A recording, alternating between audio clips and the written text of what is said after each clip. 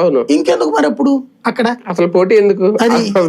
ఇప్పుడు ఇక్కడ అలా ఉండే కాదనే కదా, వ్యతిరేక ఓటు చీలకూడదనే కదా ఇక్కడ కోటం కట్టారు ఆయన. మరి ఏ ధైర్యంతో నేను అక్కడ సింగిల్ గానే ధైర్యం కాదు వాళ్ళ కోరిక. సాధారణంగా నాయకులు అదొక ప్రెషర్ టాక్టిక్స్.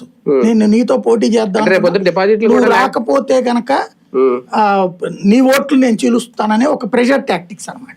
అంటే రేపు డిపాజిట్లు కూడా రాకపోతే పోయే పరువు ఎవరిది? వీళ్ళదే కదా. కిందటిసారి పోయింది పరువు.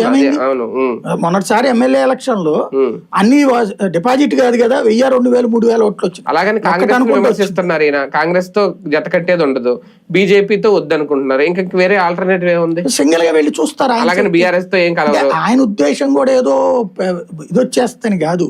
ఇప్పుడు మన మున్సిపాలిటీలు, కార్పొరేషన్ లో 1, 2, 3 అట్లా వచ్చినాయి కొన్ని అక్కడక్కడ.